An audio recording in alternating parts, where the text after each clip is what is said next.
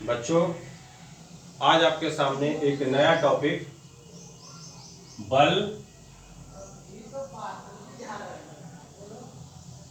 दूरी तथा मोशन मतलब गति के नियम चैप्टर स्टार्ट होने जा रहा है। मैं इंजीनियर राहुल कुमार आप लोग के सामने बल, दूरी तथा गति के नियम को पढ़ाने जा रहा हूं। अच्छी तरीके से समझिएगा, ठीक है। तो फर्स्ट ऑफ ऑल हम देखेंगे कि दूरी है ना, दूरी तो डिस्टेंस, दूरी का भी इंग्लिश क्या होता है, डिस्टेंस मतलब force, distance and laws of motion, है ना। इसी में आपको पूरा चैप्टर्स कंप्लीट हो जाएगा, ठीक है। तो फर्स्ट ऑफ ऑल हम देखते हैं दूरी। तो दूरी क्या है, दूरी जो है दो बिंदुओं के बीच, सपोज कि एक बिंदु ये है और एक बिंदु ये है, तो दो बिंदुओं के बीच के लंबाई को जैसे भी हो, चाहे ऐसे हो, ऐसे हो, ऐसे हो, ऐसे हो, ऐसे हो, ठीक है, या फिर इस प्रकार हो, है ना। ये दो बिंदुओं के बीच की दूरी को या दो बिंदुओं के बीच के लंबाई को क्या कहते हैं, दूरी कहते हैं, है ना, दूरी।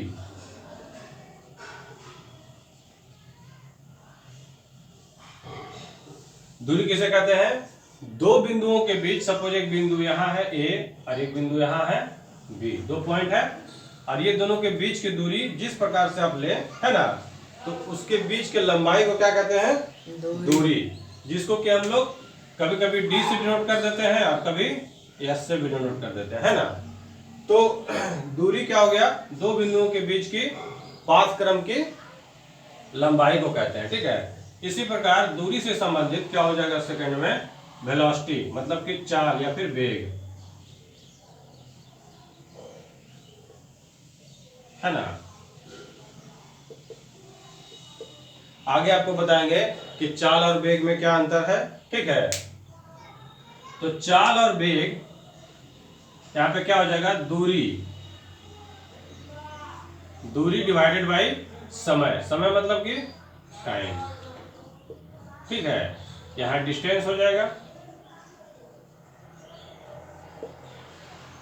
इसको शॉर्टकट में हम यस लिखते हैं, है ना, या फिर डी लिख देते हैं। डी मतलब डिस्टेंस और इसको शॉर्टकट में टाइम, मतलब डिस्टेंस बाय टाइम क्या हो जाता है आपका, चाल या फिर वेग। अब देखिए कि हम यहाँ पे चाल और वेग क्यों लिखें, है ना, दो पॉइंट है, चाल या वेग, ठीक है। तो आखिर क्वेश्चन आएगा कि हम चाल लिखें या फिर वेग लिखें। तो देखिए यहां से क्या क्लियर होता है कि ये जो दूरी है यही में अंतर होता है। जैसे कि यहाँ पर जो दूरी है ये जो चेंज हो जाता है, कब, ये चेंज कब होता है। तो देखिए यहाँ जो फर्स्ट पॉइंट में आपको दूरी बताए थे, यहाँ एक पॉइंट और था विस्थापन, है ना। यहाँ एक पॉइंट और था क्या, विस्थापन। तो विस्थापन जो है, विस्थापन को इंग्लिश में कहते हैं डिस्प्लेसमेंट, ठीक है। देखिए डिस्प्लेसमेंट एक स्पेशल पॉइंट्स को बोलते हैं, किस पॉइंट्स को बोलते हैं, कि अगर जो सपोज कोई पॉइंट है ए, है ना, और कोई पॉइंट है बी, तो इसके बीच किसी भी रास्ते को, किसी भी पाथ को क्या कहेंगे, दूरी कहेंगे, मतलब कि दूरी कहेंगे, है ना। पूरा इसके लंबाई को क्या कहेंगे, दूरी कहेंगे। लेकिन स्पेशल क्या है इसमें, स्पेशल ये है कि यहां से बिंदु ए से, पॉइंट ए से और पॉइंट बी के बीच ये सीधी रेखा जो है, ये जो सीधी रेखा है ना, पॉइंट्स ए और पॉइंट्स बी के बीच एक जो सीधी रेखा है, इसके बीच के लंबाई मतलब कि एकदम सीधी होना चाहिए, मतलब कि इसका डायरेक्शन क्या होना चाहिए, कंप्लीट होना चाहिए कि ये पूरा सीधी होगा। तो इसके बीच की डिस्टेंस को क्या कहेंगे, सरल रेखा के क्या कहेंगे, डिस्प्लेसमेंट, है ना। डिस्प्लेसमेंट मतलब डिस्प्लेसमेंट को डिस्टेंस कह सकते हैं, मतलब कि विस्थापन को दूरी कह सकते हैं, है ना। लेकिन विस्थापन एक स्पेशल प्रॉपर्टी को कहा जाएगा, किसको, जब ए और बी के बीच सबसे शॉर्टेस्ट डिस्टेंस हो। सबसे शॉर्टेस्ट डिस्टेंस कब होगा? जब ये एकदम सीधी रेखा में होगी, ठीक है। सबसे क्या होगा? Shortest distance.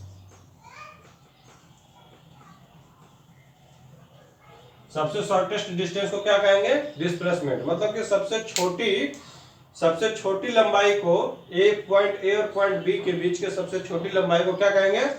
डिस्प्लेसमेंट, है ना। लेकिन अगर इसके बीच अगर जितना भी बड़ी लंबाई हो उसको क्या कहेंगे? दूरी कहेंगे, ठीक है। तो यहीं से हमारा वेलोसिटी भी क्या होता है? चेंज हो जाता है। कैसे? देखिए, चाल और वेग। तो चाल जो है ये हमारा हो जाता है दूरी बटे समय। लेकिन अगर यही हम वेग लिखते हैं, वेग, तो वेग में क्या हो जाता है? डिस्प्लेसमेंट, ठीक है। डिस्प्लेसमेंट मतलब कि विस्थापन। विस्थापन बटे समय मतलब कि टाइम, है ना, टाइम। तो दोनों में यही अंतर है कि चाल में हम क्या करते हैं? डिस्टेंस बाय टाइम, ठीक है। लेकिन यही अगर वेग करते हैं तो क्या करते हैं? Displacement by time. Concept clear हो गया?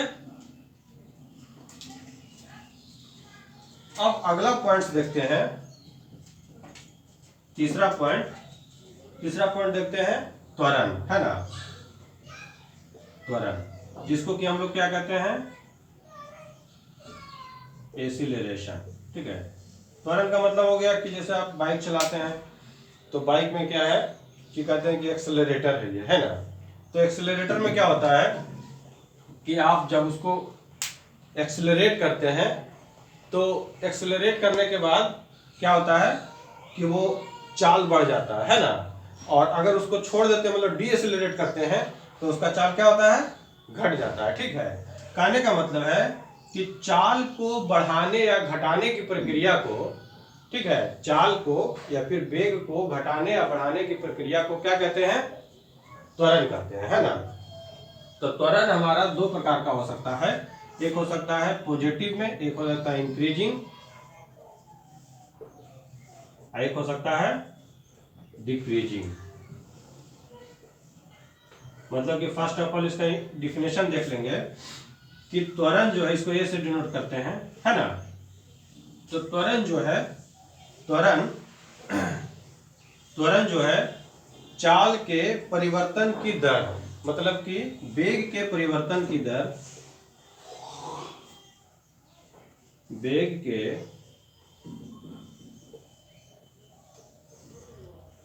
के परिवर्तन की दर डिवाइडेड बाई समय।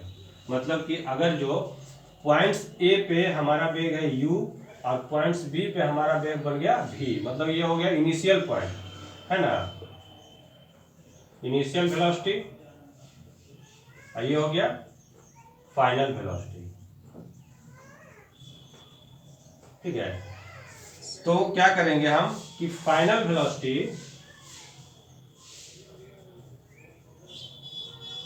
Minus initial velocity divided by क्या करेंगे? टाइम, है ना। फाइनल वेलोसिटी और minus initial velocity divided by time, है ना। मतलब कि फाइनल वेलोसिटी मेरा क्या है? v, ठीक है। इनिशियल वेलोसिटी मेरा क्या है?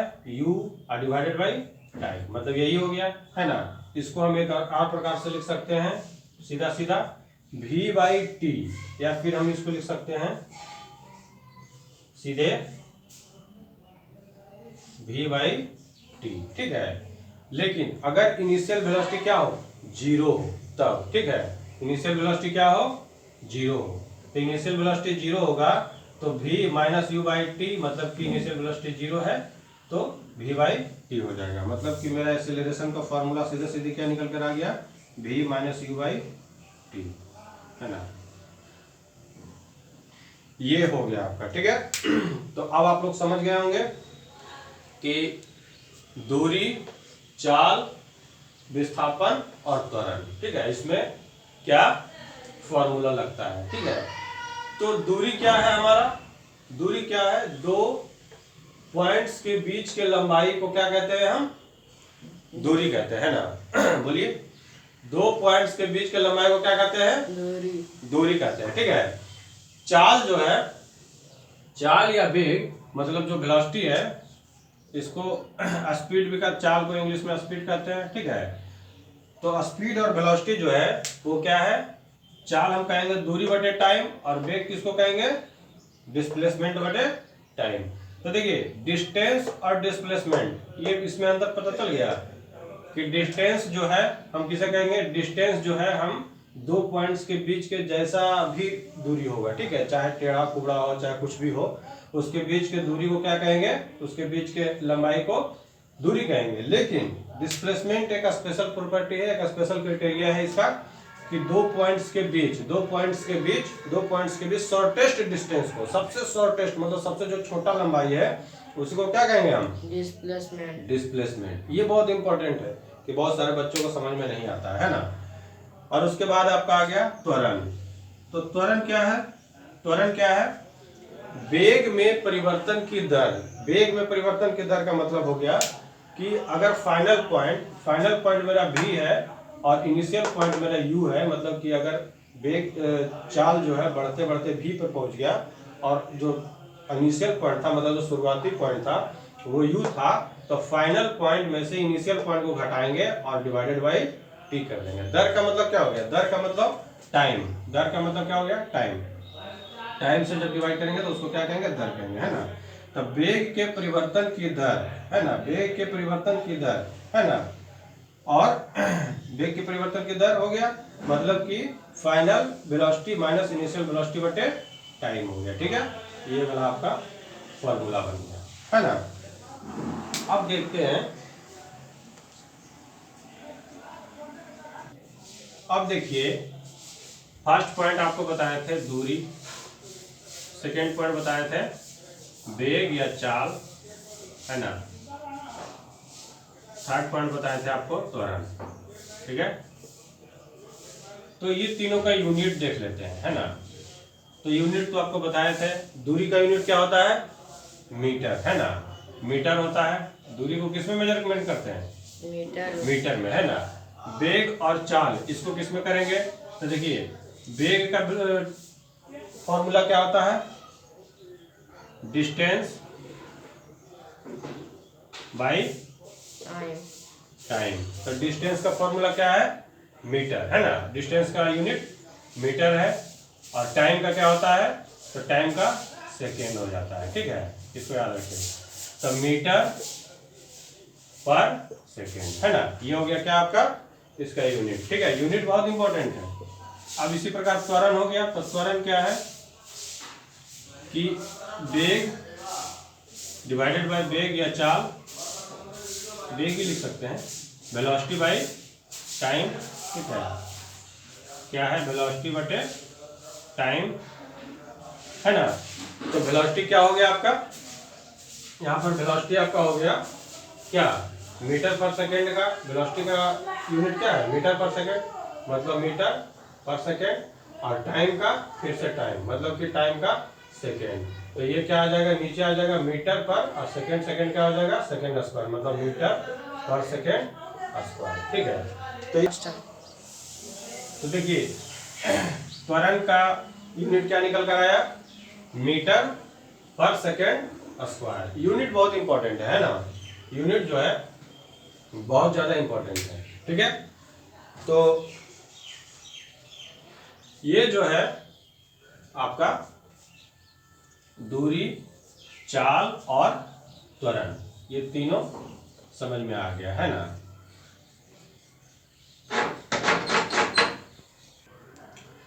तो दूरी, वेग और त्वरण ये तीनों आप लोग को समझ में आ गया बहुत अच्छी तरीका से।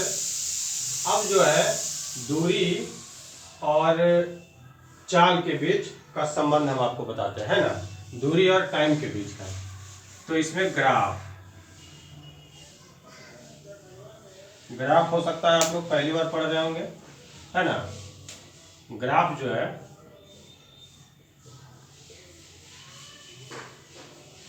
ग्राफ में आपको हम पहला ग्राफ बताते हैं। ग्राफ मतलब कि ग्राफ किसके किसके बीच, दूरी और समय के बीच, ठीक है, दूरी और समय के बीच का ग्राफ बता रहे हैं, है ना।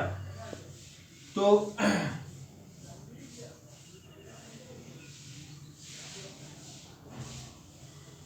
4 ग्राफ को हम आपको रिलेट करके बताएंगे, ठीक है।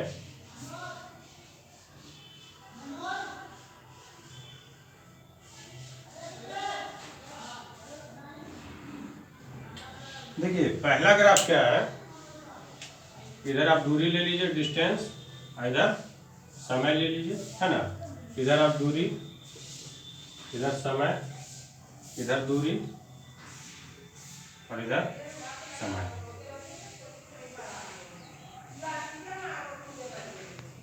तो दूरी और समय के बीच के ग्राफ किस प्रकार बनते हैं उसे आपको हम इंडिकेट करते हैं, है ना। तो देखिए यहाँ पे दूरी है, ये लाइन क्या है, दूरी मतलब एक्स एक्सिस दूरी है, और ये है क्या, टाइम है ना। तो अगर जो यहाँ पे हम कोई पॉइंट ले लेते हैं, है ना, कोई पॉइंट से अगर हम सीधी रेखा खींचेंगे इस प्रकार, तो देखिए इसमें समझने का कोशिश कीजिए, ठीक है, समझने का कोशिश कीजिए कि ये जो डिस्टेंस है, डिस्टेंस सपोज कि यहाँ पे हम कुछ ले लिए, सपोज कि 2 मीटर ले लिए, है ना।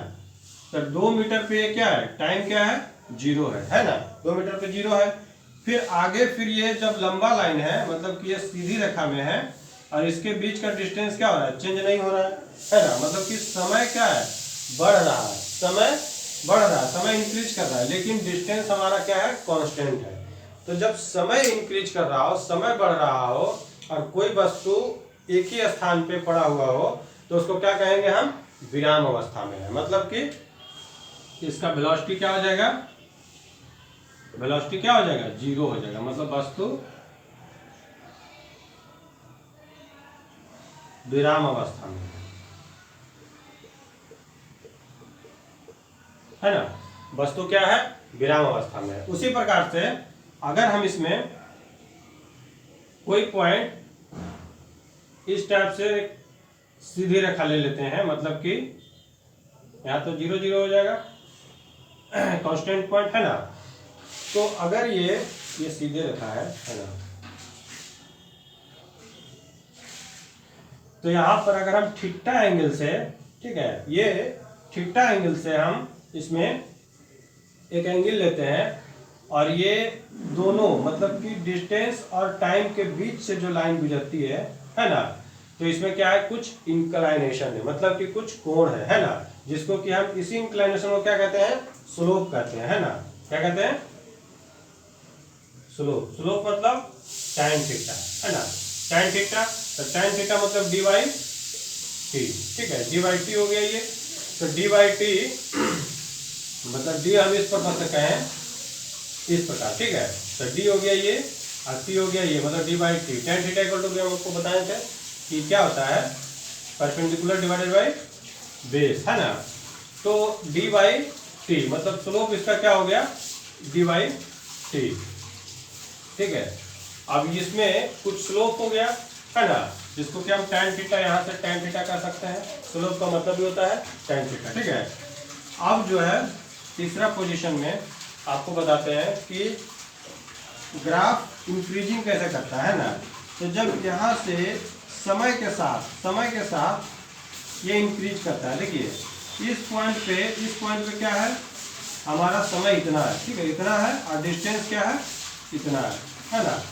इस पॉइंट पे हमारा समय, देखिए हमारा समय इतना ही बढ़ा, लेकिन डिस्टेंस इतना ज़्यादा बढ़ गया। फिर इस पॉइंट पे हमारा समय इतना बढ़ा, है ना, लेकिन डिस्टेंस कितना बढ़ गया, इतना ज़्यादा बढ़ गया। मतलब कि ये क्या हो रहा है, इंक्रीज कर रहा है ना। इंक्रीज का मतलब क्या होता है, बढ़ना, है ना। इंक्रीजिंग कर रहा है मतलब कि बढ़ रहा है, है ना। मतलब क्या, कौन सा बढ़ रहा है, तो वेलोसिटी बढ़ रहा है, ठीक है। वेलोसिटी क्या हो रहा है, बढ़ रहा है ना। अब देखिए कि 4th नंबर में हमारा पॉइंट है यहाँ 0 0, और ये ग्राफ ऐसे चला जाएगा, ठीक है। ऐसे चल जाने का मतलब है कि ये हमारा वेलोसिटी डिक्रीज कर रहा है ना। वेलोसिटी क्या हो रहा है,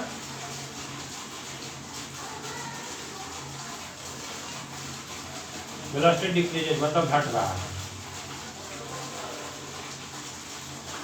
है ना। मतलब यहाँ पे देखिए ये जो थीटा था, तो थीटा क्या हो रहा है, बढ़ रहा है। यहाँ जो थीटा था ये क्या हो रहा है, घट रहा है ना। तो धीरे धीरे घटते चला जाएगा। यहाँ पे इस प्रकार हो रहा है, फिर यहाँ पे इस प्रकार होगा, फिर यहाँ पे इस प्रकार होगा, ठीक है। तो धीरे धीरे थीटा घटते जा रहा है ना।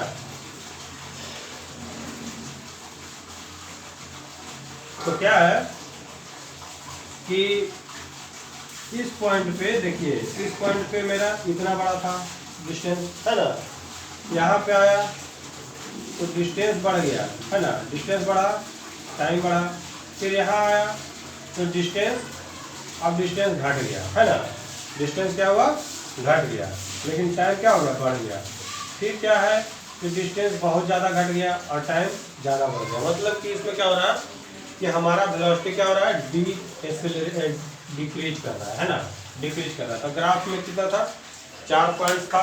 कौन कौन सा पॉइंट था, फर्स्ट ऑफ ऑल हमारा वस्तु विराम में था। विराम अवस्था में किस प्रकार होगा, जब डिस्टेंस आपका नहीं बढ़े और टाइम हमेशा बढ़ते रहे, है ना। जब टाइम बढ़ते रहेगा और डिस्टेंस नहीं बढ़ेगा तो वो वस्तु क्या हो जाएगा, विराम अवस्था में होगा, है ना। देखिए यहाँ पे टाइम डिस्टेंस कितना है, 2 मीटर। यहाँ भी 2 मीटर है, यहाँ भी 2 मीटर है और यहाँ भी 2 मीटर है, ठीक है। तो यहाँ पे क्या हो रहा है कि वस्तु विराम अवस्था में है। फिर सेकेंड नंबर में है कि कोई इंक्लाइनेशन है, मतलब कि कुछ एंगल है, थीटा एंगल से क्या हो रहा है, वस्तु बढ़ रहा है। पहले 0 पर था, अब धीरे धीरे होकर कितना पे चला गया, है ना।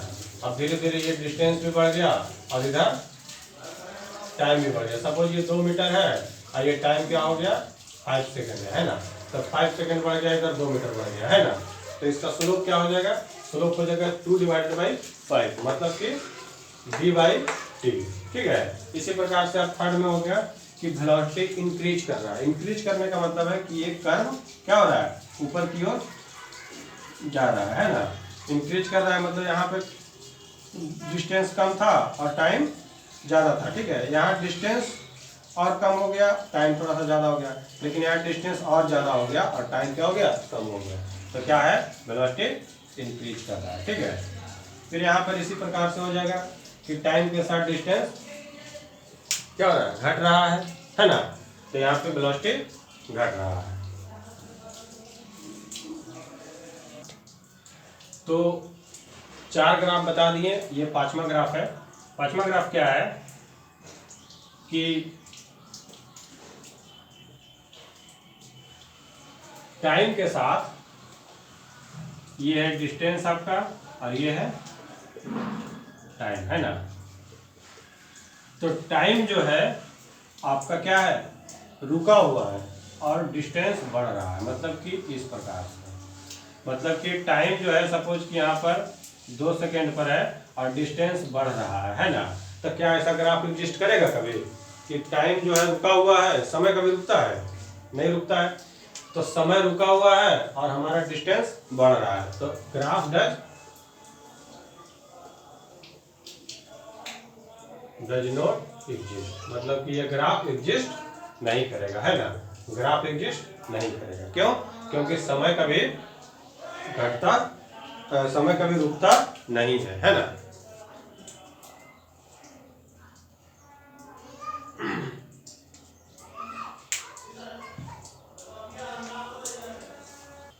देखिए चाल और समय, है ना। चाल और समय का जो ग्राफ है, चाहे इस प्रकार कीजिए, चाहे इस प्रकार कीजिए, चाहे इस प्रकार कीजिए, किसी भी प्रकार कीजिए, सब इस प्रकार तो नहीं एग्जिस्ट करेगा, ठीक है। चाहे इस प्रकार कीजिए, चाहे इस प्रकार, ये सब का जो ग्राफ है, अगर ये दोनों के ग्राफ से, इसके ग्राफ से हमें क्या प्राप्त होता है, हमें इसका दूरी प्राप्त होता है ना, इसके क्षेत्रफल से। इसके क्षेत्रफल निकालेंगे, इसका क्षेत्रफल का मतलब होता है कि चाल और गुने समय, है ना।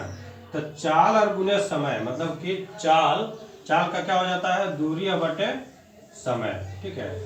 दूरी बटे समय और गुने ये क्या है, समय। तो ये दोनों कैंसिल हो जाएगा, मतलब क्या निकल जाएगा आपका, दूरी, ठीक है। तो चाल और समय के ग्राफ से क्या निकल जाता है, दूरी निकल जाता है ना। चाल और समय के ग्राफ से, मतलब इसका क्षेत्रफल से, इसका जब क्षेत्रफल निकालेंगे तो क्या निकल जाएगा, दूरी निकल जाएगा। इसी प्रकार से जब वेग, मतलब यहीं पर अगर वेग कर दिया जाए और यहाँ समय कर दिया जाएगा तो क्या निकल जाएगा, विस्थापन निकल जाएगा, है ना। विस्थापन और दूरी में अंतर बताए थे, ठीक है।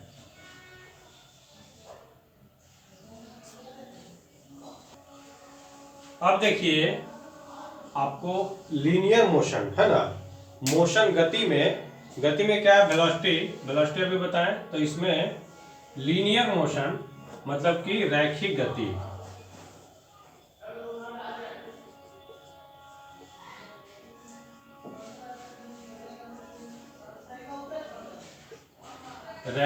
ठीक है। तो देखिए गति बहुत सारे प्रकार का होता है, जिसमें एक होता है लीनियर मोशन और एक होता है प्रोजेक्टाइल मोशन, है ना। दो प्रकार का मोशन आपको बताएंगे। तो first of all linear motion मतलब कि रैखिक गति। तो रैखिक गति में आपका फर्स्ट फॉर्मूला है v equals to u plus a t, है ना, v equals to u plus a t. Second formula है आपका s equals to u t plus half a t square, और थर्ड फॉर्मूला है v square equal to u square plus 2as, है ना। तो ये तीनों फॉर्मूला आप सिलसिलेवार ढंग से लिखिएगा, ठीक है। कभी कभी पूछ देता है कि सेकंड फॉर्मूला क्या है, तो फर्स्ट फॉर्मूला ये हो गया, सेकंड फॉर्मूला ये हो गया, थर्ड फॉर्मूला ये हो गया। एकदम सिलसिलेवार ढंग से इसी प्रकार लिखना है। क्या क्या है, v equal to u plus a t, s equal to u t plus half a t square, है ना, v square equal to u square plus 2as, है ना। तो इस प्रकार से ये तीनों फॉर्मूला आपका आ गया, ठीक है। जैसे कि अगर इस फॉर्मूले में हम तोड़ मरोड़ करें, ठीक है, तो सपोज किस प्रकार हो सकता है, तो v minus u equals to, suppose कि ये वाला है तो इस u को हम इधर भेज देते हैं, है ना। तो क्या हो जाएगा, v माइनस यू, इधर क्या हो जाएगा सिर्फ ए टी, है ना, क्योंकि इधर प्लस में था तो ये इधर माइनस में चला गया। अब देखिए a हम निकालना चाहते हैं तो a इक्वल टू क्या हो जाता है, t, फिर इधर चला जाएगा, ठीक है। तो v minus u by T, तो ये क्या बन गया, ये आपका एक्सेलरेशन का फॉर्मूला बन गया, है ना। एक्सेलरेशन का फॉर्मूला बन गया, क्या बन गया, a equal to v minus u by t हो गया, ठीक है। तो देखिए a इक्वल टू क्या हो गया, v minus u by t हो गया, है ना। तो ये किसका निकल गया, एक्सेलरेशन का फॉर्मूला। और सेकेंड नंबर में फिर यहाँ डिस्टेंस, तो डिस्टेंस का क्या हो जाएगा, यू टी, मतलब कि यस, और इसको इधर भेज देंगे तो क्या हो जाएगा, यस माइनस यू टी, ठीक है, s minus u t equals to half a t square, है ना। इसी प्रकार से 2 इसको इधर भेज देंगे तो 2 into yes minus u T divided by क्या हो जाएगा, टी स्क्वायर को भी इधर भेज दीजिए तो टी स्क्वायर, मतलब ए का वैल्यू फिर से क्या निकल गया, इस प्रकार इस फॉर्म में निकल गया, है ना। मतलब कि हम एक्सेलरेशन का वैल्यू यहाँ से दो प्रकार से निकाल सकते हैं। ए इक्वल टू क्या निकाल सकते हैं, v minus u by T, और एक निकाल सकते हैं 2 into S minus u T by T square, ठीक है। तो यहाँ से ये हो गया और यहाँ से ये हो गया, ठीक है। तो आप फॉर्मूला को किसी प्रकार से तोड़ जोड़ कर सकते हैं, ठीक है। थर्ड फॉर्मूला मेरा क्या है लीनियर इक्वेशन का, v square minus equal to u square equal plus 2as हो गया, है ना। तो v स्क्वायर और u स्क्वायर को इस साइड कर दीजिए, तो v square minus u square equal to 2as है ना। अब क्या निकालिएगा, s निकालिएगा या u निकालिएगा, s निकालिएगा या फिर a निकालिएगा त्वरण, है ना। तो हम यहाँ से a निकालते हैं, ठीक है, a निकालते हैं तो v square minus u square बटे 2s हो गया, है ना। तो a निकल गया, यहाँ से a निकल गया। लेकिन अगर a नहीं निकाल के हम s निकालें यहाँ से, ये वाला s, तो क्या हो जाएगा, v square minus u square बटे ये क्या हो गया 2a, तो 2a इधर चला जाएगा इक्वल टू s। मतलब फॉर्मूला को जो है आप किसी भी प्रकार से तोड़ मरोड़ जोड़ सकते हैं, ठीक है। और ये फॉर्मूला आपका ग्राफ को ही इंडिकेट करता है। जैसे देखिए first of all v equals to u plus a t है ना। तो u प्लस ए टी है तो यहाँ पे क्या हो जाएगा कि v जो है आपका इधर है, ये इनिशियल पॉइंट हो जाएगा v का, ये क्या हो जाएगा इनिशियल पॉइंट, मतलब कि 0 0 है ना। ये इनिशियल पॉइंट मतलब u को जो है हम क्या कहते हैं, इनिशियल वेलोसिटी, ठीक है, इनिशियल वेलोसिटी, है ना। v को क्या कहते हैं, फाइनल वेलोसिटी, है ना। हिंदी में इसको क्या कहते हैं, शुरुआती वेग, और इसको क्या कहते हैं, अंतिम वेग, है ना। तो क्या हो जाएगा इस प्रकार से, अगर कोई ग्राफ खींचा गया, इधर टाइम है और इधर वेलोसिटी है, ठीक है, तो क्या हो जाएगा इसका ग्राफ, इस प्रकार से इसका ग्राफ हो जाएगा, है ना। मतलब कि इसका जो v/t हो जाएगा, v/t ये क्या हो जाएगा, एक्सीलरेशन हो जाएगा, मतलब कि जो कि टाइम के साथ क्या हो रहा है, बढ़ रहा है ना। तो v equals to u/t, 3 formula है, तो तीनों फार्मूला में आपको बता रहे हैं कि v equals to u plus a t, v equals to u plus a t, और s equals to ut plus half a t square, और थर्ड में है v square equals to u square plus 2as, है ना। तो ये तीनों formula आप याद कर लीजिएगा, है ना। अब देखिए आपको प्रोजेक्टाइल मोशन, मतलब मोशन का 2 टाइप था, एक था लीनियर मोशन और एक था प्रोजेक्टाइल मोशन, है ना। तो लीनियर मोशन आपको बता दिए, v equal to u plus a t, s equals to u t plus half a t square, और v square equals to u square plus 2as, है ना। तो अब आएगा प्रोजेक्टाइल मोशन। तो प्रोजेक्टाइल मोशन किसे कहते हैं?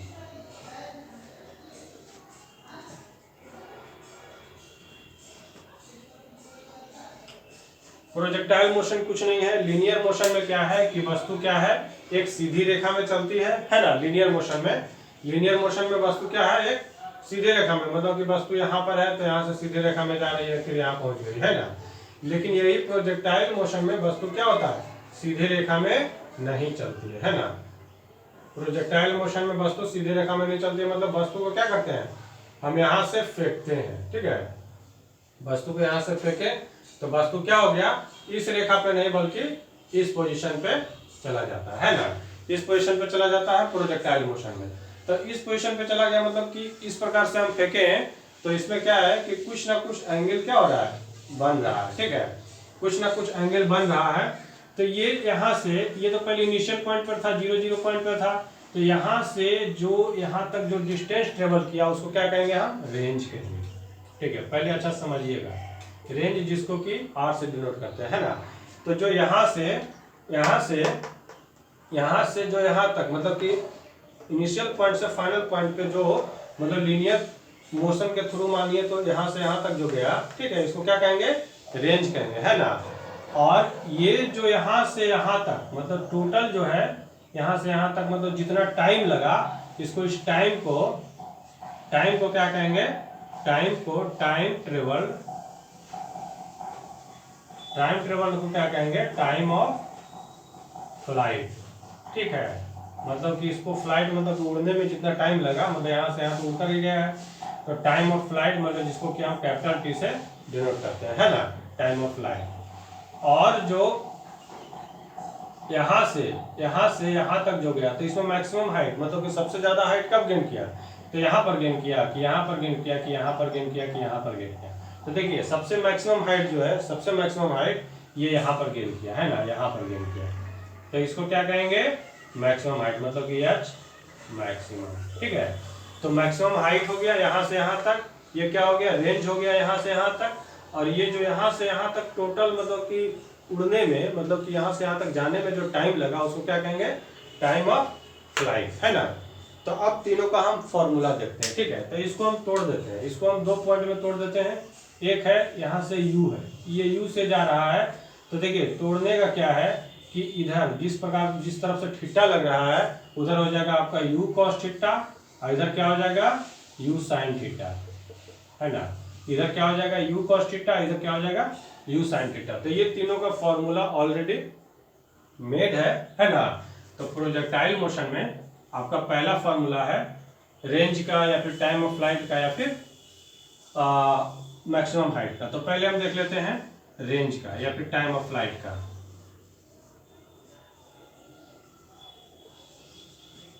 है ना।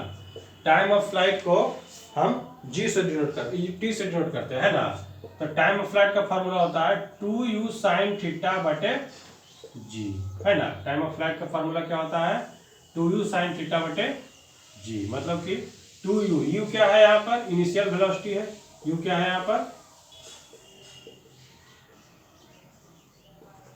इनिशियल वेलोसिटी क्या है, थीटा क्या है यहाँ पे, ये थीटा है जो एंगल है, थीटा क्या है, एंगल है, और क्या है यहाँ पे g क्या है, g का वैल्यू तो आप लोग जानते हैं 9.8 होता है, 9.8 मीटर पर सेकंड स्क्वायर, है ना, 9.8 मीटर पर सेकंड स्क्वायर, जिसको कि हम लोग कभी कभी 10 मीटर पर सेकंड स्क्वायर भी ले लेते हैं, है ना।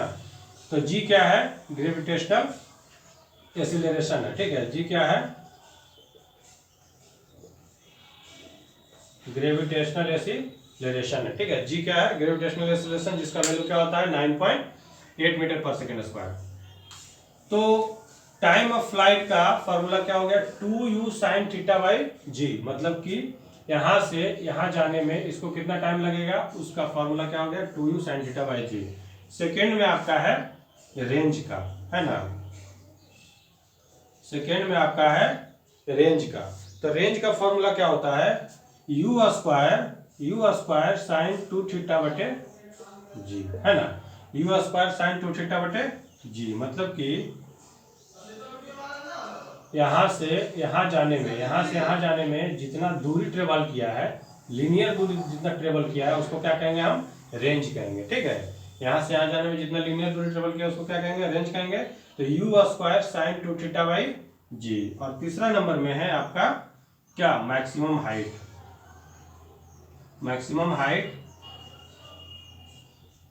मैक्सिमम हाइट को एच मैक्स से डिनोट करते हैं। और मैक्सिमम हाइट का फॉर्मूला जो है आपका हो जाएगा you square sine square theta बटे 2g, है ना। मैक्सिमम हाइट का फॉर्मूला क्या होता है, u square sine square theta by 2g, मतलब कि टाइम ऑफ फ्लाइट जो है, first of all time of flight मतलब कि यहां से यहां तक जाने में कितना टाइम लिया, तो 2u sin theta by g. Range क्या हो गया इसका, u square sine 2 theta by g, है ना, रेंज क्या हो गया u square sine 2 theta by g. और एच मैक्सिमम, मतलब कि मैक्सिमम हाइट क्या हो गया, u square sine square theta by 2g, है ना। तो इस तीनों फॉर्मूले पे आपको बहुत सारे क्वेश्चंस बनाने हैं, है ना। यहाँ पे आपको बता दिए कि u क्या है, इनिशियल वेलोसिटी है, थीटा क्या है, एंगल है ना, और g क्या है, ग्रेविटेशनल एक्सीलरेशन, ठीक है। तो यहाँ पे फिर से हम इसको रिवीजन कर देते हैं। टाइम ऑफ फ्लाइट क्या हो जाता है 2u sin theta by g, है ना, 2u sin theta by g. Range क्या है, u square sine 2 theta by g. और टाइम मैक्सिमम हाइट क्या है, u square sine square theta by 2g। इसमें थोड़ा सा कंफ्यूजन होगा, लेकिन अगर धीरे धीरे याद कीजिएगा तो याद हो जाएगा, है ना। देखिए यहाँ पे मैक्सिमम रेंज, मैक्सिमम रेंज, है ना। तो मैक्सिमम रेंज, हम यहाँ से यहाँ तक का जो मैक्सिमम रेंज है उसको हम कैसे निकालेंगे, सबसे ज्यादा दूरी, सबसे ज्यादा दूरी क्या हो जाएगा, आर मैक्स, है ना। तो आर मैक्स जो है, आर मैक्स, तो मैक्सिमम रेंज का फॉर्मूला क्या था, u square sine 2 theta by g, है ना, u square sine 2 theta by g, ठीक है। तो देखिए मैक्सिमम रेंज का मतलब होता है कि हम थीटा का वैल्यू क्या ले, थीटा का वैल्यू क्या ले जिसके कारण हमारा मैक्सिमम रेंज निकले, ठीक है। तो थीटा का वैल्यू हम अगर जो यहाँ पे 45 डिग्री लेते हैं, 40 आप भी लेकर देखिएगा, 0 डिग्री, 30 डिग्री, 45 डिग्री, तो सबसे ज्यादा जो है मैक्सिमम रेंज 45 डिग्री पे होता है ना। मतलब यू स्क्वायर साइन, और यहाँ पे 45 अगर इंडिकेट करें तो 45 डिग्री बटे जी, मतलब कि यू स्क्वायर साइन 45 डिग्री मतलब कि 90 डिग्री हो जाएगा, और बाई जी मतलब 90 डिग्री वैल्यू 1 हो जाता है। तो देखिए साइन का वैल्यू सबसे ज्यादा कब होता है, 90 डिग्री पे, इसीलिए थीटा का वैल्यू 45 डिग्री लिए, है ना। थीटा का वैल्यू 45 डिग्री लेने का मतलब है कि हमको साइन थीटा का वैल्यू 90 डिग्री बनाना था, है ना। इसके कारण हम थीटा का वैल्यू कितना लिए, 45 डिग्री। मतलब कि मैक्सिमम रेंज कब होगा, जब थीटा क्या होना चाहिए, 45 डिग्री होना चाहिए, है ना। तो इसी के साथ आपका आज का वीडियो समाप्त होता है, और अगले चैप्टर्स में, अगले वीडियोज में आपको इसके आगे बताएंगे न्यूटन्स का लॉ, है ना, न्यूटन्स का लॉ, टॉर्क, मोमेंटम, ये सब चीज, ठीक है। तो यहाँ पे आपका मैक्सिमम रेंज के लिए क्या हो गया, u square sine 2 theta by g में थीटा का वैल्यू 45 डिग्री हो गया, है ना। तो अगर अच्छा लगे तो मेरे चैनल्स को सब्सक्राइब कीजिएगा, है ना, और बेल आइकन को दबा दीजिएगा, क्योंकि आगे आने वाला जो जितने भी वीडियो का नोटिफिकेशन है सबसे पहले आपको मिल सके, है ना।